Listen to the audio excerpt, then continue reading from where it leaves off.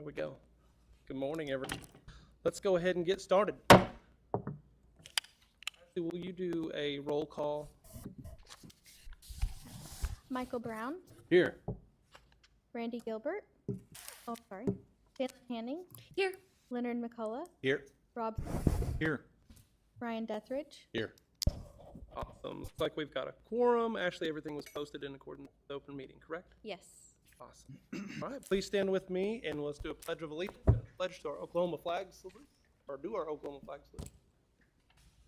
I pledge allegiance to the flag of the United States of America and to the republic for which it stands, one nation, under God, indivisible, with leadership and justice for all.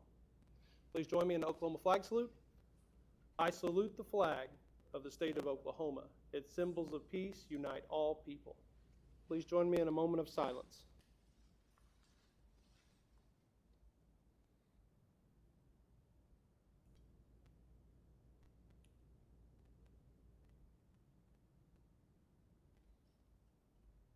Thank you. You may be seated. Well, welcome back to Stillwater, guys. Randy is not able to be here, so we need to make sure and give him a hard time because he showed up in Oklahoma City and Stillwater. So you've been there before. I've been there, but But Randy's there. now Yes. signs off every time and says, and can't wait to see you in Stillwater. I think it's great. I always check her signature every email.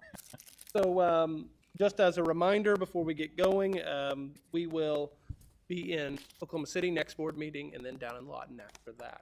So we'll go ahead and start with some opening comments. State Superintendent is not here, obviously, so I'll be presiding over the meeting. And I've got several comments I wanted to go through. We don't have a lot of action items, but there's a lot going on. It's a busy time for Oklahoma CareerTech, so there's things I wanted to go through with you guys. Last week, I was in Salt Lake City for Education Commission of the State. Pretty good conference, actually. You never know, depending on the year. Last year, I was the only Oklahoman there, but this year, I had Representative Banning there, the staff attorneys from the House were there in the education side, and Nellie Sanders was there as Secretary of Education. We had some really good discussions around policy. One of the most interesting sessions was ROI in education, so return on investment in education. And the winning factor of education is CTE across the nation right now. The estimate that they gave was that 20% of degreed jobs are going to go away in the next decade because of the technology revolution that we're seeing with AI, and a lot of especially entry jobs for accounting, attorneys, several things like that that are fundamental in job fields are going to go away. But the hard trades and the skilled trades are not. And so there's a ramp up of CTE across the nation, which bodes well for Oklahoma CareerTech. We also talked a lot about different policies. Everyone in the country is changing their graduation requirements to kind of mirror that ROI, and we're ahead of that curve, as changed ours 2 years ago. Though it's been a little bit of a struggle, we got to be a very vocal part of that change, so I'm pretty excited about where we are right now and advocating for high school students to have CTE experiences. So that's gone well. One of the other things that we talked about that we'll need to talk about as a board in coming months is an option for the agency to use other state retirement. So the reason why that is a discussion item that we will bring up in coming board meetings is because right now we use TRS as an agency, but we don't have another option. So if a employee wanted to be retired from the school system or teach and then work at the agency, they can't be back active in the retirement system. Why not have another state option that is already available? So that might be a great tool to recruit some people to the agency. Sometimes pay is not the way to recruit them. So SDE does that as well, so does the Regents. So it might be an option that we move forward on legislatively, and we'll kind of discuss that as we move forward. But it had a great conversation around that. So it was a really good session. Several other things that we talked through in these meetings were around competency-based instruction, which is what we do. So we bode well in all of the discussions. We are currently undergoing a lot of summit work or summer conference. You know what is that? Is the gathering of all CTE instructors in the state of Oklahoma. Over 5,000 people will be in Tulsa the first week of August. And that's where our agency does a lot to bring those people together and be on mission and on task. So all divisions are working toward that. Of course, Gina, as our outreach director, and Andrea on her team are doing a ton of work to make those things happen. So It's a really big event, and it's exciting. We are the only education entity that brings all people together at one time, so pretty cool. What other exciting news? This year's State Teacher of the Year of all education, recognized by SDE, is a CTE teacher from Elgin, FCS team member there, and she'll get to a state board meeting soon, so you guys will get to meet her. Pretty exciting. So we're looking forward to bringing her here so you all can meet and discuss. Some changes within the agency. Just to note, you have maybe heard about regional coordinators and what their role is. And we had regional coordinators that worked on the education side and regional coordinators that worked on the workforce economic development side. I've changed that up a little bit. We are now going to move the education RCs to CCD, Career Counseling Division, and they're going to be basically program specialists like the other divisions, but focused around what counseling does. So everything from internships and apprenticeships that happen for high school students, all the way to implementing graduation requirements and how does CTE work in an academic setting, all those things, so that they will help facilitate. On the workforce and economic development side, those RCs are going to be WED coordinators, where they still work with all the technology centers, making sure that our WED staff at the technology centers have what they need. So similar work, just titling them appropriately and making sure that they are specific in their tasks, so that we're not wondering what our mission is and where we're going.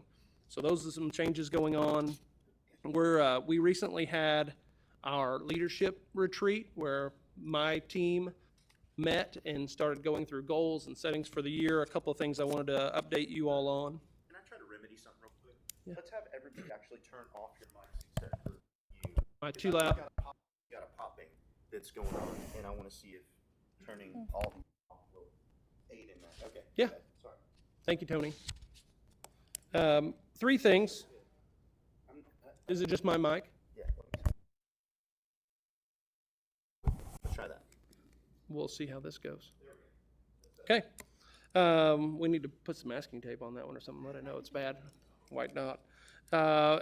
Three things that we really wanted to update you on is we're exploring field placement options for program specialists, those people that are already in the field based on their area that they serve, and making sure that whether it's in FCS or STEM or whatever it is, that they are supporting the teachers in that area.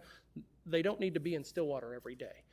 We used to have the option, we only did it one day a week, where they could telework. That way they were closer to the field and they didn't have to have so much travel to go there because that's where they usually lived anyway. So we're exploring opportunities. We haven't implemented anything yet where those program specialists may be able to be in the field at a school or a public setting as their office, where we would make space available 2 to 3 days a week so that they don't have to come to Stillwater every day, and make that fit what they actually do. It's kind of monotonous to have them drive to Stillwater to then also go back to the field many days. So hopefully we can do a little better job there of placement and stay within the governor's executive order. That's what we're really looking to do.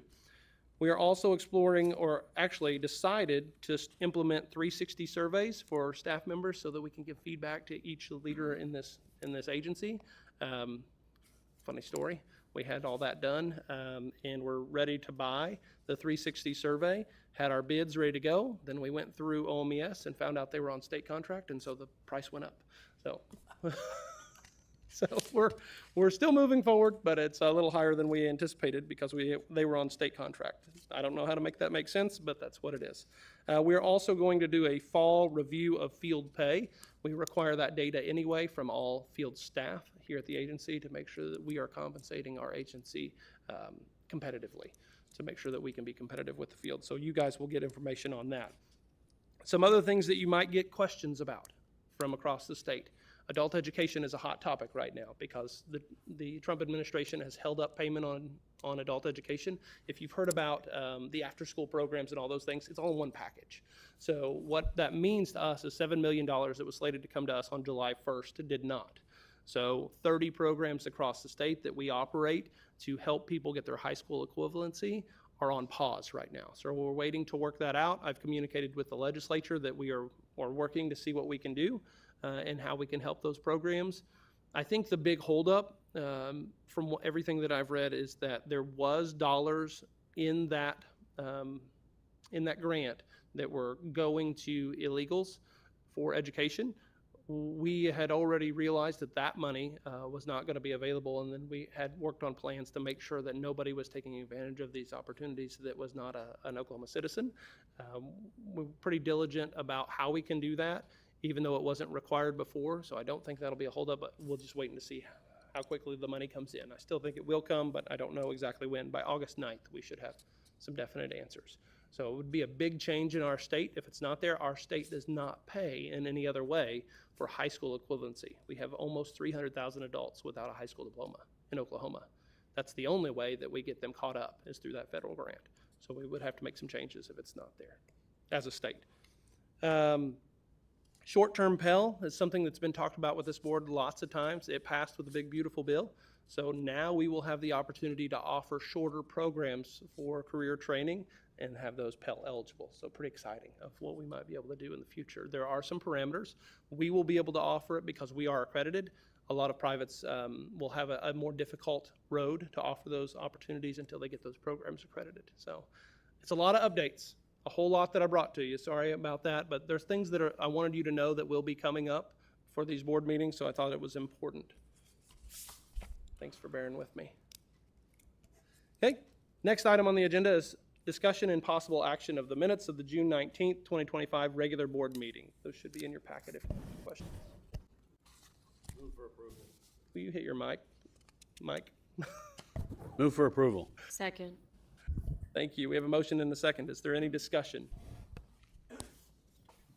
Seeing no discussion, we would proceed to vote.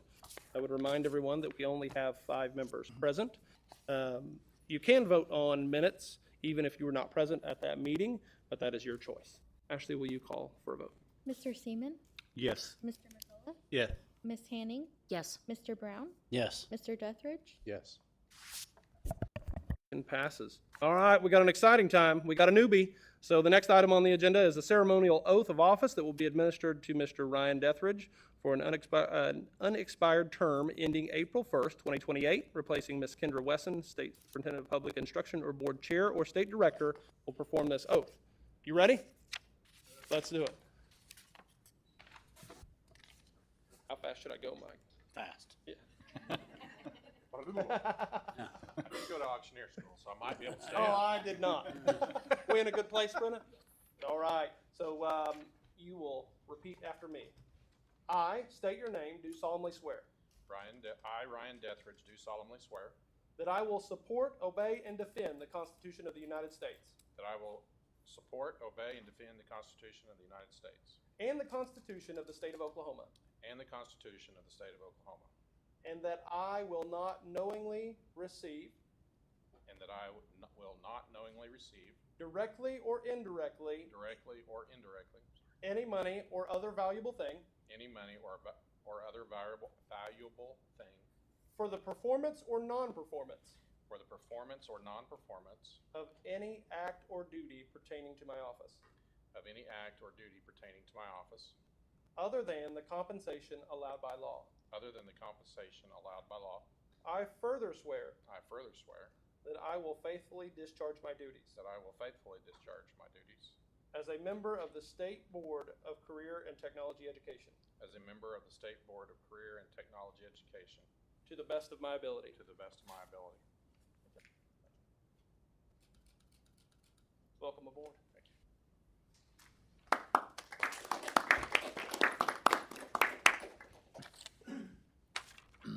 I was a lot nicer to him than I was to you. Yeah, I know.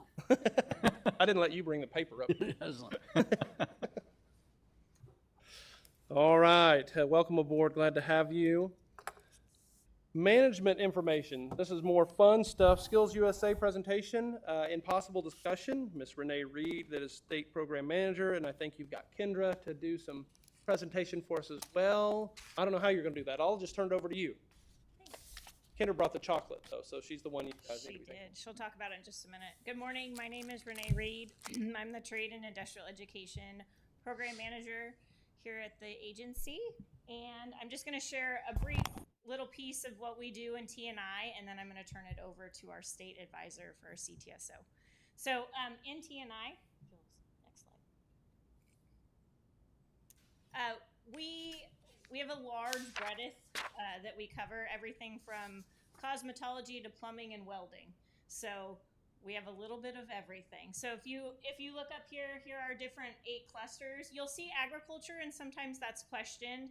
Remember that primarily our agriculture programs lie within our K-12 programs and within that division, but we do have one technology center that has an equine program and a horticulture program. So that is the little tiny sliver of agriculture that we have in there. So it's just a very small piece. So we also cover some different areas that we are going to be seeing some growth in this next year with some of the funds that were given last year through legislation. We're seeing programs across the licensed trades, excuse me, really grow. So a couple electrical programs coming on, fire and EMT programs across the state, and then cosmetology. There's a wait list, I think, in every cosmetology program that we have in our system. And so we're seeing cosmetology grow and continue to be a part of our system also. And we also have a few pieces that are coming into play.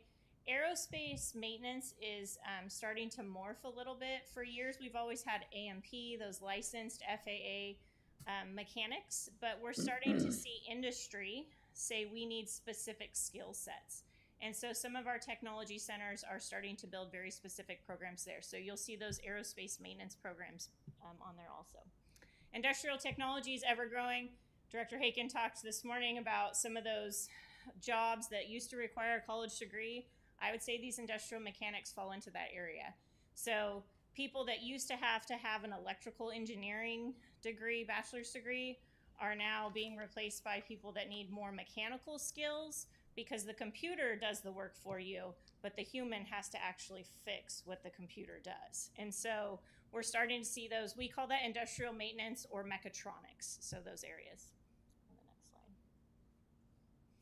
slide. We are in all of our campus locations across the state, and so we're set up a little bit differently. Our regions are not necessarily regions, they're based on the actual areas. And so if you go to the next slide, we are the highlighted areas, and our program specialists are broken up into those different areas, and so they have specializations. And so this slide's probably something you've seen multiple times. We have over 33,000 full-time enrollments across the state. The highlighted areas are, for the most part, all T&I. So we account for about 50% of our full-time enrollments in our technology centers. The next slide. And this is our staff. So you can see we have somebody that's over the transportation trades. So instead of having a region, we have somebody over manufacturing.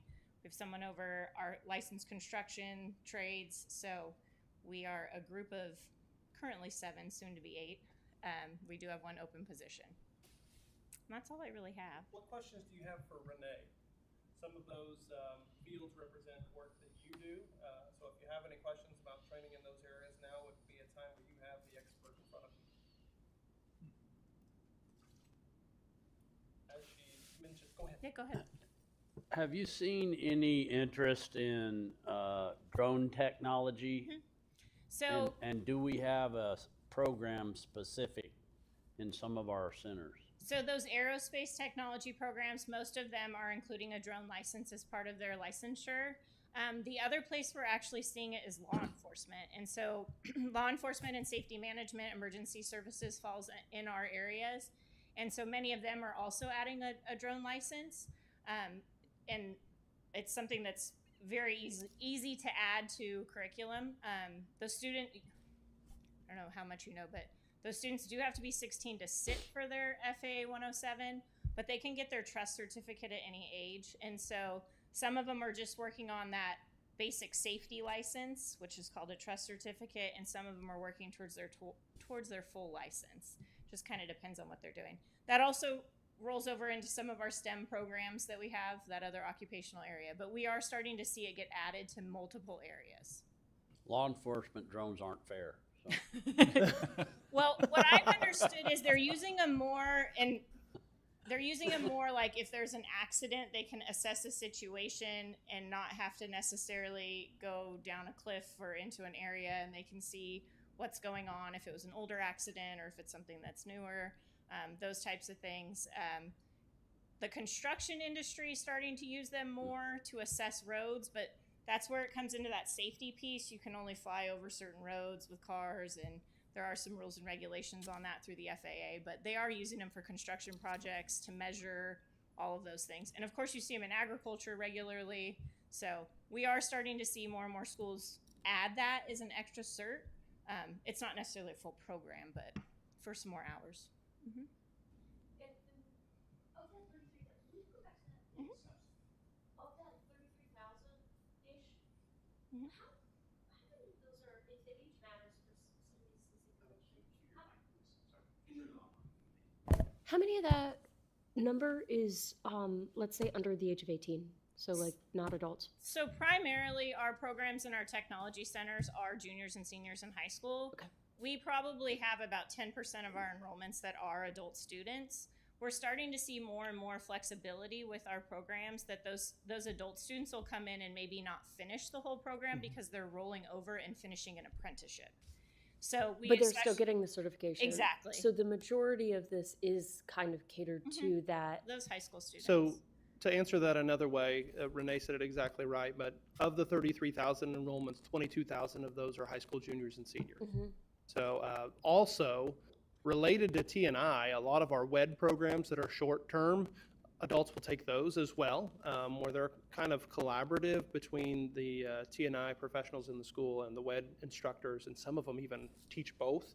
But it's not under necessarily their purview, but they may be specific to what is needed, the skill that's needed. So a lot of adults, we have over 300,000 enrollments in WED each year. So a lot of And that has T&I component. What would you consider, what is a short-term program? What is that So- actual time frame? So a best example of that, so you have to be licensed through the Construction Industry Board to be a plumber. Okay.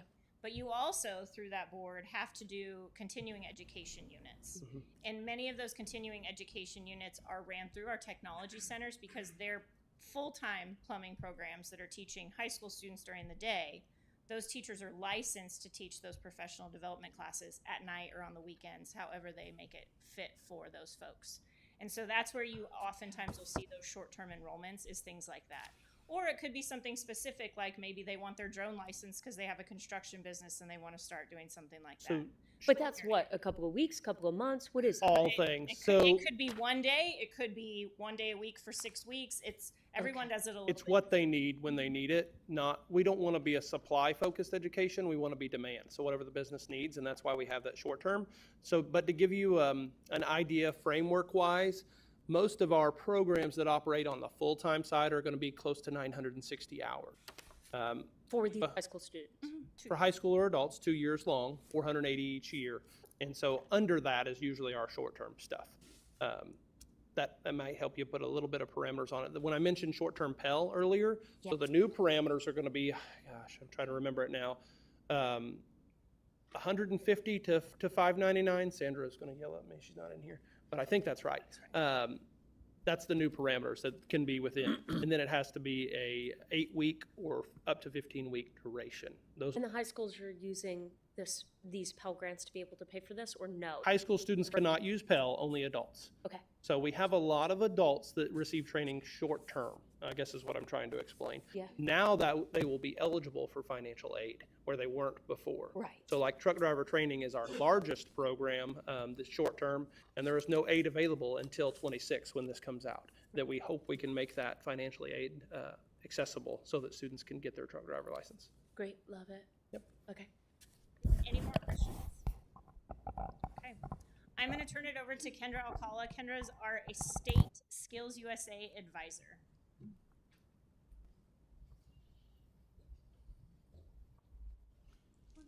Thank you so much, Mrs. Reed. Good morning, everyone. Thank you for the opportunity to speak with you this morning. My name is Kendra Call. I'm the Skills USA State Advisor for Oklahoma.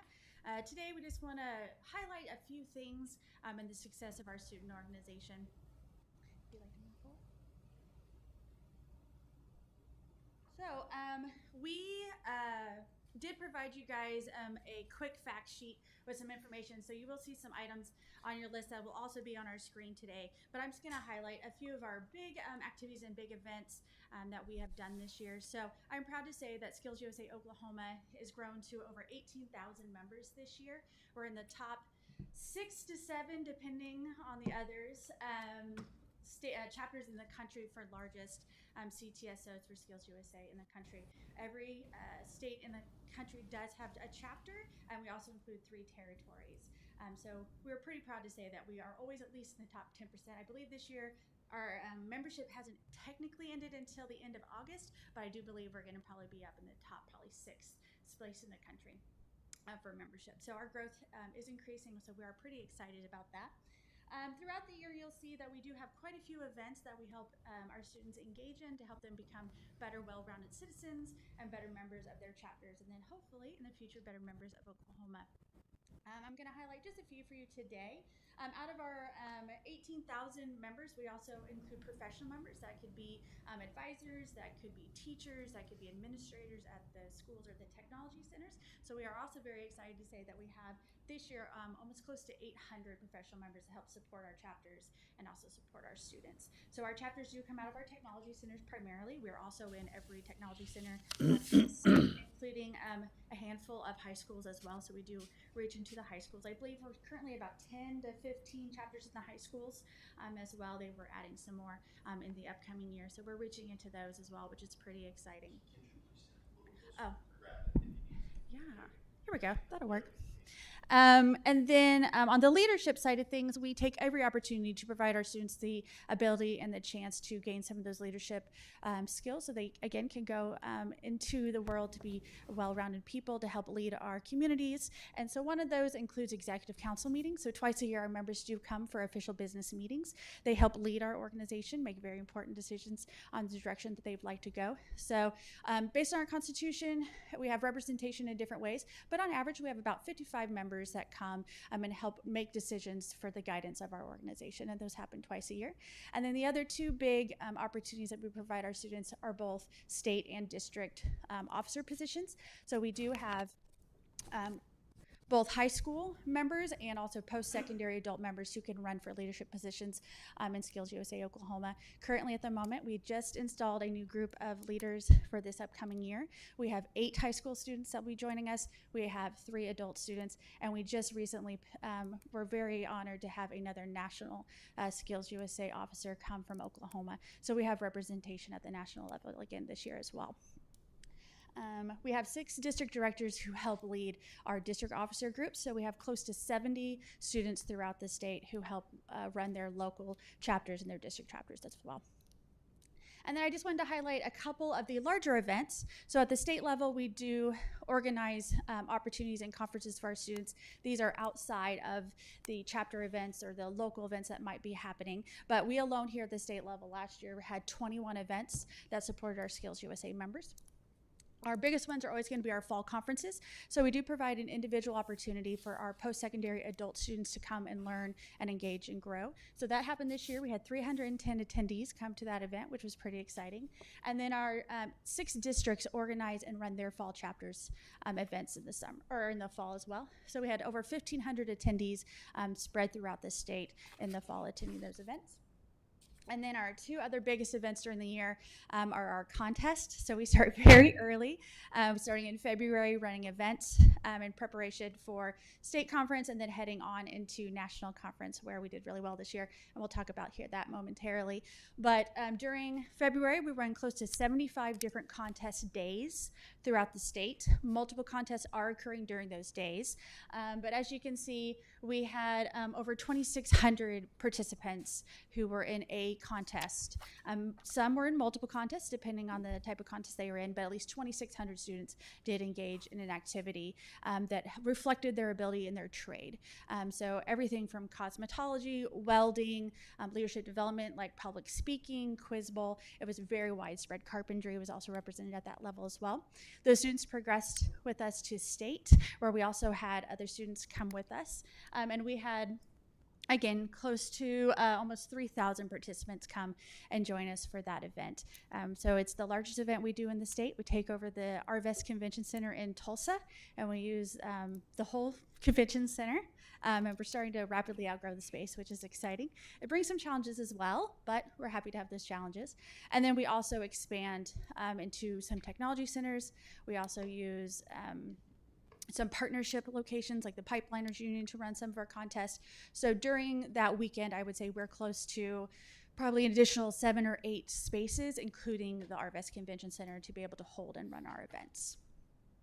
And then the last, which is fun, and we like to call it Skills USA Summer Camp, but is our Summer Leadership Institute, where students come again, learn what it means to be a Skills USA member, grow as individuals, and this is where we see a lot of leadership growth heading into the next year come out of as well. Next slide, thank you. So, like I said, state is our biggest event that we hold here for Skills USA Oklahoma. And just a few numbers for that this year. We ran, like I said, we had close to 3,000 participants. Depending on how they were registered or how they participated with us for the day, you'll see that we had 2,346 contestants that were in a contest of some sort. Some, again, may have been in 2, depending on their contest type. And out of those participants, 266 of them were teams. So that could be construction, video production, quiz bowl, all sorts of different things like that. But we do have team-based competitions, again, which allows them the opportunity to work on show their skilled trade, but also their teamwork ability as well, which we all know in the business field, we all need to work well with one another. So we have that opportunity for our students to practice those skills as well. Additionally, we had 100 additional participants. So this could have been a cosmetology model. This could have been somebody who came to help for the day in a specific contest area. So we do provide those additional opportunities as well to our people. And then just a couple more of the numbers. We like to give out recognition when our students do well. So you'll see we had 236 champion banners that we were awarded to our first place winners. We had over 1,300 placements that we provided medal-wise for second and third for all of our contests as well. And what's really exciting is the growth within our partnerships that we're having both with our volunteers and our industry partners. So we are excited to share that we had 20 CTE members, or ODCTE members come and join us for a day and provide service back to our organization, which we are very grateful for. And then on top of that, we had about 1,200 people from industry and volunteer locations who came to support our contests for the 3 days. So it's a large machine that takes a lot of help to get rolling. You'll see on the screen, we also have some proud sponsors that come with us. This is just a small portion of the support that Skills USA Oklahoma receives. So we just wanted to point out that we could not be successful without our partners. One that joined us this year that we're very excited to continue with is Ditch Witch. They joined us this year. They jumped on board. They're very excited. We're very happy to have them. They graciously took over an entire contest and helped support that, came, ran it, gave the supplies, brought the judges in our welding fab competition. So we are very grateful for them. And then you'll see continued sponsorship in other areas. Like I said, this is just a small handful of the support that we receive here in Oklahoma. Next. So it's easy to share by words what our students do, but it's always hard sometimes to grasp the capacity of what actually happens. So we have a short video that we'd like to share with you that gives just a small glimpse of what state competition looks like.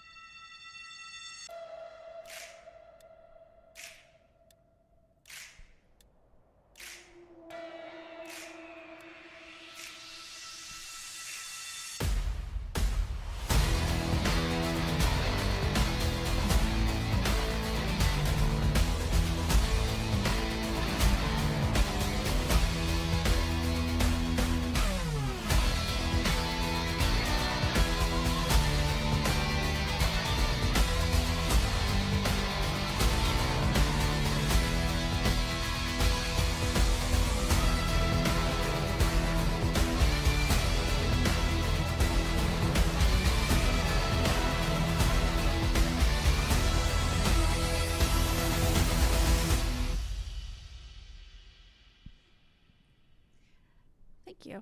Yeah, good job for the video. Yeah, thank you. Like I said, it's hard to wrap your mind around just how large an event this is. So in the future, we encourage and we would love to have you guys come and join us for state conference. It happens in April, and we'd love for you to come and see it personally and kind of experience what it is to see a Skills USA event. So from state, our winners progressed to nationals. Again, I'm very excited and happy to say that we represent very well at nationals. This year we represented well again. We again are one of the largest delegations that comes to national conference. It happens in Atlanta. We will be in Atlanta until 2033. So if you would like to come to Hotlanta and see what a national conference looks like, we'll be there till 2033. We'd love to see you there as well. But again, just back to the numbers. So we had 433 Oklahoma delegates who came to represent our chapters for a national conference. We're not in every contest, but we're close to probably 85% of the contests that are offered at nationals. We have some sort of representation within those contest areas. We did place first in total gold medals this year, again, so we're very excited for that. So 33 gold medals came back to Oklahoma to our chapters, and out of all medals, we took third this year, an overall medal count for conference. We also had 124 students receive their Skills Point certificate. So this, regardless if they placed for second or third, as long as our students showed competency in their trade area, their technical committees set the standards and say, hey, these are the things you need to be able to do successfully to be successful within your trade or skilled area. And we as a committee and as a organization believe you have those skills. And so we want to recognize that. So 124 of our members came home with recognition from our trades saying that they are certified and represent their trades well. So we're pretty excited about that. We also love to represent on other areas besides contest, and one of those is our Advisor of the Year. This year we had a National Advisor of the Year come. His name is Pete Carlson. He's from High Plains Technology Center, and he won for Region 4. So he was the top 5 specialists, or in the top 5 of the Advisors of the Year. He didn't win, but that's okay. We're still glad that he was there. He's a wonderful teacher and a wonderful example of what it is to be a great Skills USA advisor. And then last at Nationals, we came home with another elected post-secondary national officer. His name is Memphis Hickson. He is from Canadian Valley, Chickasha. He is a CNC student there. He was a member of our officer team last year as a state officer, and then came back and progressed to nationals. So we're pretty excited and are happy to have him. All right, looking towards the future, so just a few things coming up for Skills USA Oklahoma. Increased membership growth. So along with the additions of the courses coming to our technology centers, that means that we're going to have increased membership as well out of those new courses. So we're excited to have them. We're projecting probably to get close to probably 19,000 members next year for Skills USA Oklahoma. Expanded industry support. We have identified that with increase in numbers, that means that we need increase in funding as well. So our organization is funded internally by membership dues or donations. And so identifying support from industry partners is a big thing for our list. So we're excited that Ditch Witch is on board, and we're gonna go after some more. And hopefully with this increased membership, again, that increased support will come with it. And then last but not least, continued leadership development. We understand that there are limitations on some of our events because of how large our chapters are. So how many people can compete, how many people can go to a conference, those sort of things. And funding is a limitation as well for some of our technology centers. So we want to continue to find ways to provide our members who may not be competing for the day to find ways to grow within their trades and also develop those skills necessary to be good citizens and good members within their trade organizations. So expanded leadership development opportunities and working with those chapters to find ways to keep all of our members involved is a big part for us next year.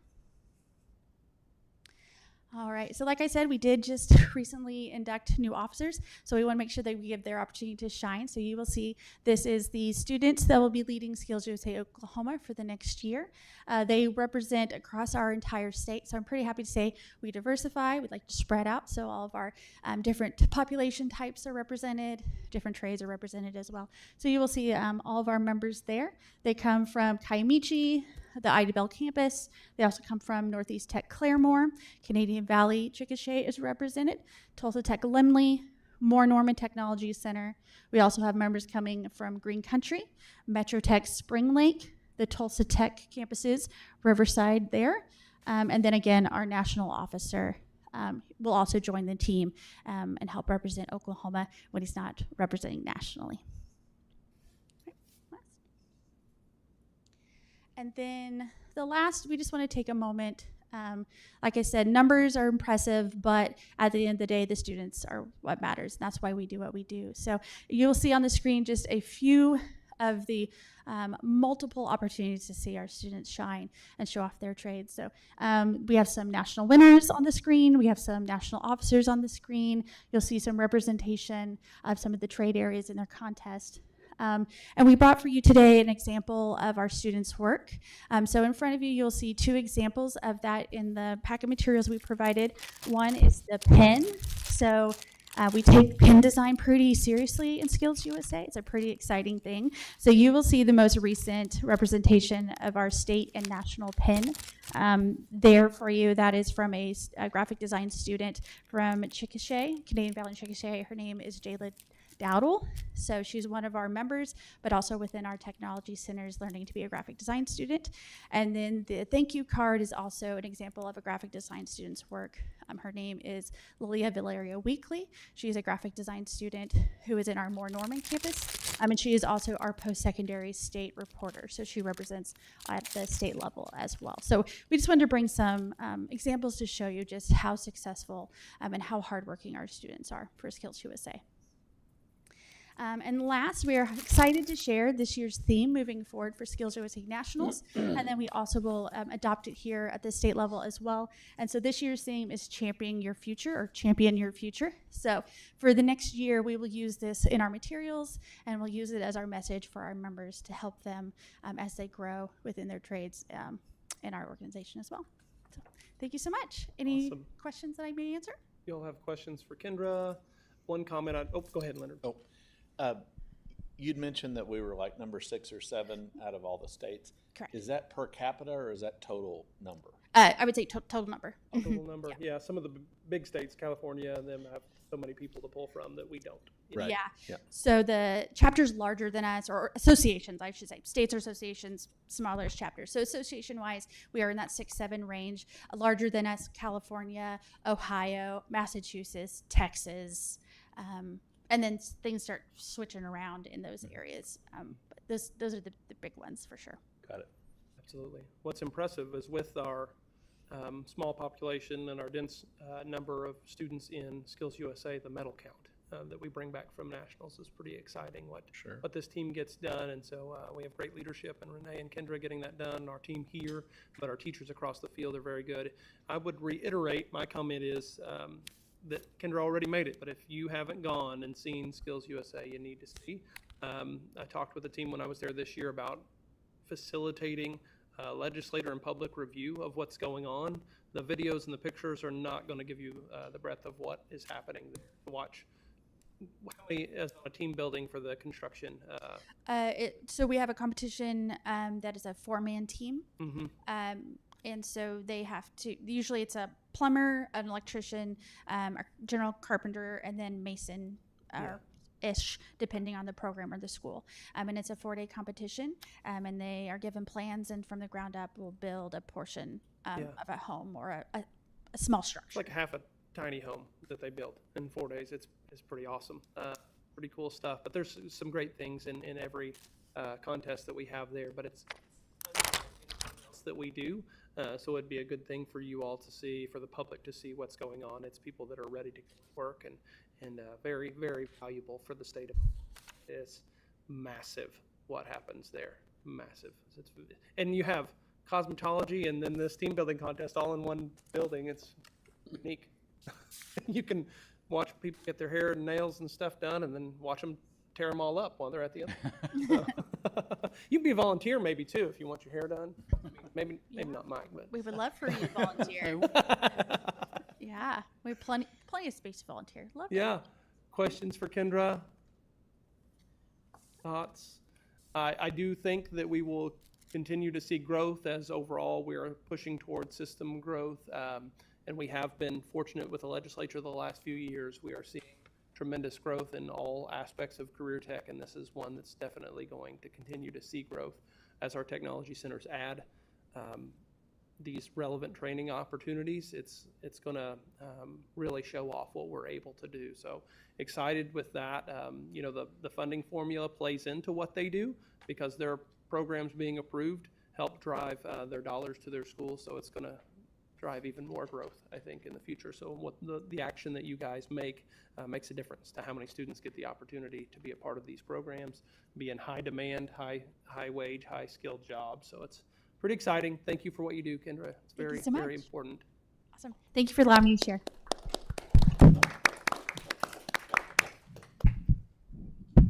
All right. Management action item number 3.01, discussion and possible action on mid-year personnel report and ratification of personnel actions from January 1, 2025 to June 30th, 2025 by our Human Resource Manager, Ms. Raquel Parly. Good morning. Thank you for having me. Speaking of growth, we are presenting and offering to you today the mid-year personnel actions for the mid-year from January 1, 25 to June 30th of 2025. This has a list of all our appointments, our promotions, retirements, and any resignations. So it's pretty straightforward. It should be in your packet. And it looks like this. Yes. So I would like to present that to you. As a caveat to that, we did lose one of our own this year. Marie Satt-Campers is retired after being here for 30 years. So yes, it was a big loss for our department, but we have gained a new employee and moved some things around. So I'm thrilled to have a new employee with us, but we continue to grow, and I'm thrilled with all of the appointments we have made. And would ask that if you have any questions. As a reminder to the board, remember action items for personnel under pay band, under 17, you have asked for us to make those internally, and the 17s and above would come to you as board. So this is the way that we can present all those actions that do not individually come to you, so that you can see what we've done or where we've been. If you have any questions, please ask those things. We are still under the governor's executive order of FTE count of 2019, so making sure that we do not exceed our FTE count of 2019, which we are very close to right now. Actually, with the open positions, we are probably below. I'd have to pull that number where we are currently, but we monitor that with OMES pretty often. Budgeted items, we would be just above personnel, but actually filled personnel, we are below the FTE count. I can say that pretty confidently. So if there's any questions, please let us know. I would also point out that within our pay bands, we did give all pay band 13s, which is commonly people think of program specialists, but there's a lot of other positions, $1,000 increase. And then there was increases given individually above that did not receive a raise last year, the time before. So there were some action items there that. Does this require a vote? This requires action, yes. We would need to move to approve, I believe. Yeah. Move to approve. Oh, we have a question. Quick question. Yep. On the last two retirements, it says effective date of 2030. What does that mean?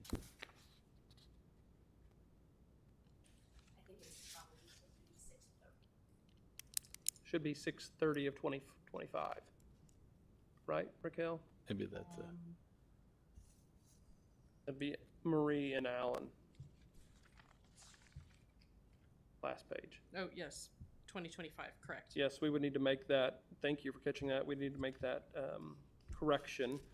Would you be okay with amending to Yes. say move to approve with correction? With corrections. Thank you. I'll second. I didn't know if it was like European date format, so Sorry. I was just making sure. Good. Oh, you did great. I'd like to retire 5 years from now. Hey, just go ahead and keep paying me. I'm gonna go home now. Any other questions? We have a motion and a second. Do we have any further discussion? No discussion, Ashley. I would call for a vote. Mr. Brown? Yes. Ms. Hanning? Yes. Mr. McCullough, Yes. Mr. Seaman, Yes. Mr. Dethridge, Yes. Motion passes. Thank you, members of the board. Item 3.02 is discussion and possible action concerning the employment of Ms. Laura Berger, Administrative Assistant 2, presented by myself. As you are aware, our policy states that employee actions will be handled by Human Resource Manager and then Chief of Staff. And then if there is an appeal process, that will go through me, and then final action is made by the board. So that's where we are today. My recommendation is for termination of this employee, but there is an opportunity for proposed executive session for discussion of the employment of the individual salaried public employee. Authority is given in 25 Oklahoma Statute 2021, 307B1 would be the pleasure of the group. We do have the employee present. If that would be a desire, it is completely up to you on action taken. So we can move into an executive. You can do that. You can move to however you want. Like with the motion that we did last, you just moved to demote at that time. Yeah, I move into executive session. Okay. We have a second. Second. We have a second to move into executive session. Will we call for a vote? Mr. Brown, Yes. Ms. Hanning, Yes. Mr. McCullough, No. Mr. Seaman, Yes. Mr. Dethridge, Yes. We do not have enough votes to move into executive session. Would there be another motion? Or we can move to reconsider and vote again. That would be the pleasure of this group. So we either take action or move to executive session.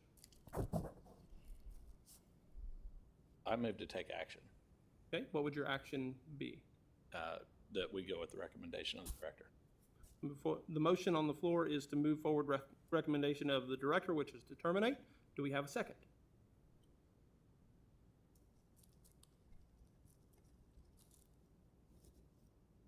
Do we have a second? With no second, the motion dies. Do we have another motion on the floor? We could reconsider a vote to executive session if that would be a preference of the group, and we could discuss that at that time if you would like to. I'll move for going into executive session. Okay, we have a motion to move into executive session. Is there a second? Second. Second? Any discussion? Seeing none, we'll call for a vote. Ashley? Mr. Brown, Yes. Ms. Hanning, Yes. Mr. McCullough, Yes. Mr. Seaman, Yes. Mr. Dethridge, Yes. Thank you. Passes. We will move into executive session. I'm going to ask for those And break.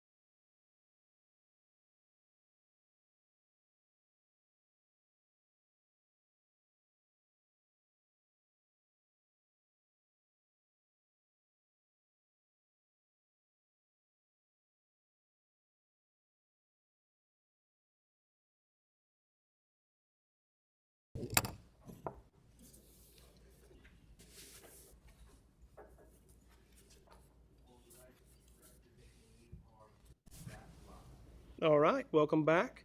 I would acknowledge before we return to open session that we should, and Ashley will record, that the record will reflect that the board voted to enter into executive session at 9:58 a.m. and exited executive session at 10:14 a.m.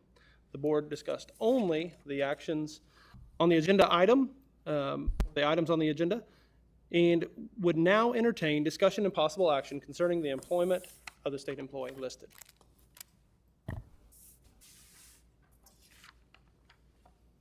Do we have a motion? That would be the will of the group. Or I'll action. move to accept the director. Second. There's a motion and a second to accept recommendation to terminate. Is there any discussion?